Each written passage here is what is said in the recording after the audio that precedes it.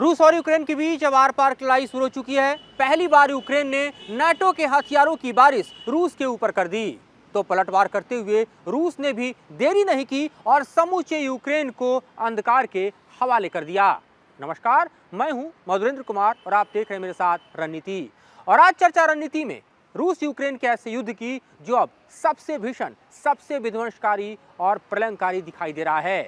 क्योंकि यूक्रेन जिन हथियारों से लैस है वो अब रूस को दहलाते हुए दिखाई दे रहे हैं। यूक्रेन ने एटकैम और यूके से मिले हुए स्टॉर्म शैडो जैसे मिसाइल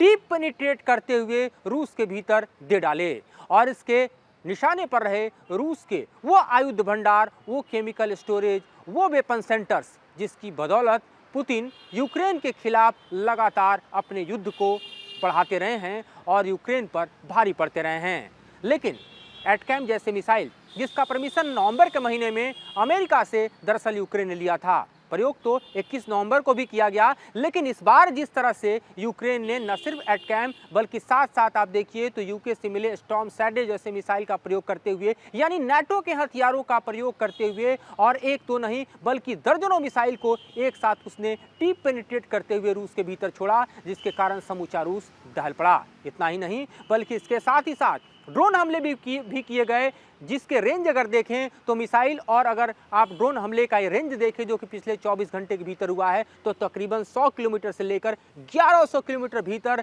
यानी कजान से लेकर अगर आप मैप पर रसियन इलाका देखिए जिसको सबसे ज़्यादा यूक्रेन ने टारगेट किया है तो वो दरअसल ब्रिंस्क का इलाका दिखाई दे रहा है, तुला और टेट्रा स्टॉर्म का इलाका दिखाई दे रहा है। और यह कि ऐसे इलाके हैं जहां पर भारी पैमाने पर रूस के केमिकल डिपो हैं, जिसके बदौलत रूस जो है वो दरअसल अपने मिसाइलों का जखीरा तैयार करता है, जिसके बदौलत रूस अपने एम्यूनिशंस को जो है वो धारदार बनाता है।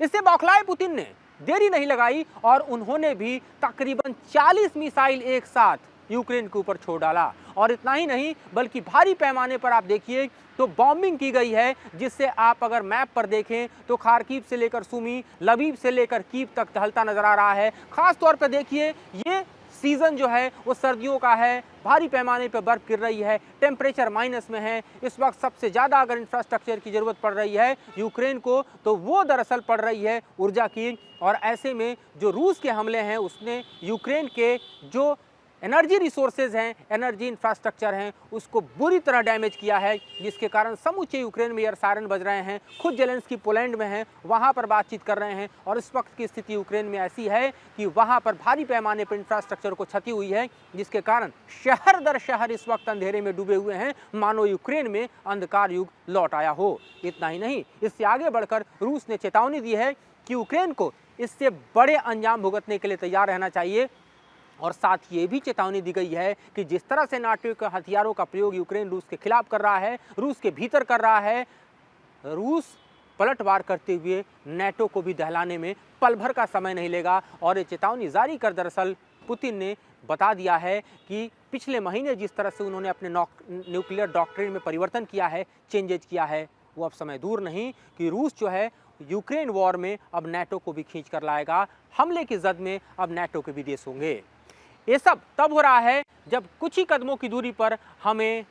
यूएस में, यानी अमेरिका में, जो कि सबसे बड़ा नाटो का सुपर पावर है, जो कि यूक्रेन वॉर में यूक्रेन का सबसे बड़ा सपोर्टर है, वहां पर ट्रंप शपथ लेने जा रहे हैं। और उनके शपथ लेने के ठीक पहले रूस और यूक्रेन का युद्ध इतना भड़क चुका है, जिससे इस वक्त की देखिए तो दोनों तरफ की कैजुअलिटी होती हुई नजर आ रही है और साथ ही एक दूसरे के इंफ्रास्ट्रक्चर, वेपन सेंटर्स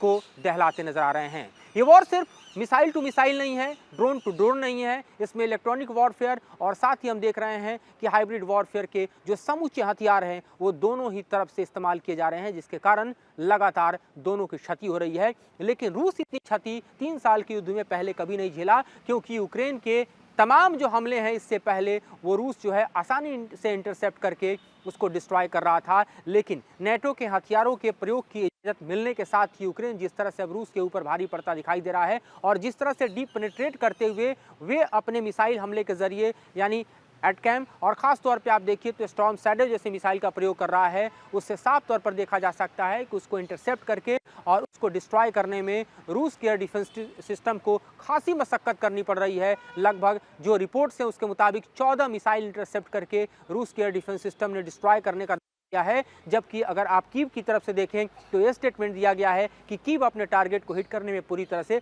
कामयाब रहा है। ऐसी स्थिति में आप समझ सकते हैं कि किस तरह से रूस और यूक्रेन का युद्ध जो है वो भड़कते हुए अपने आगोश में न सिर्फ नाटो को लेने के लिए तैयार है, बल्कि एक ऐसे विश्व युद्ध में तब्दील होने की तैयारी में दिखाई दे रहा है जहां से भयावह स्थिति पैदा हो सकती है। इस वक्त अगर आप मैप पर और खास तौर पे हो रहे घटनाक्रम पर नजर डालें तो आपको दिखाई देगा कि किस तरह से इस हमले की जद में इस वक्त जो है खार्किव, इवानो, लबीब और साथ ही हम देख रहे हैं ये खेमलेस्टी और ब्लास्ट के इलाके दिखाई दे रहे हैं और तकरीबन 40 मिसाइल और 70 ड्रोन के हमले के निशान जो हैं वो सीधे तौर पर आपको यूक्रेन पर इस वक्त देखे जा सकते हैं। जिन हथियारों का प्रयोग दरअसल रूस ने किया है उसमें Tu-95 MS स्ट्रेटजिक बॉम्बर जो है ये भी बताया जा रहा है कि उसने रूस के जो ओलेमा एयरफील्ड है वहां से उड़ान भरी और वो भी दरअसल यूक्रेन के ऊपर भीषण बमबारी का पर्याय बन रहा है। और जिन मिसाइलों का प्रयोग रूस ने दरअसल यूक्रेन के खिलाफ किया उसमें Kh-101, Kh-22 और खैबर क्रूज मिसाइल जो है वो खास तौर पर सुमार दिखाई दे रहे हैं। जबकि यूक्रेन की तरफ से और पैटकैम और विशेष तौर पर देखिए तो स्टॉर्म शैडो का प्रयोग किया गया जिसके कारण आप समझिए कि रूस के लगभग आप सेंट्रल और वेस्ट एरिया के 9 एयरपोर्ट बंद करने पड़े, वहां से फ्लाइट्स को बंद करनी पड़ी और कजान तक हमले की जो है वो धमक सुनाई दी। तो ऐसे में आप समझ सकते हैं कि रूस और यूक्रेन का युद्ध किस खतरनाक मोड़ पर पहुंच चुका है। इससे पहले जब नवंबर 21 को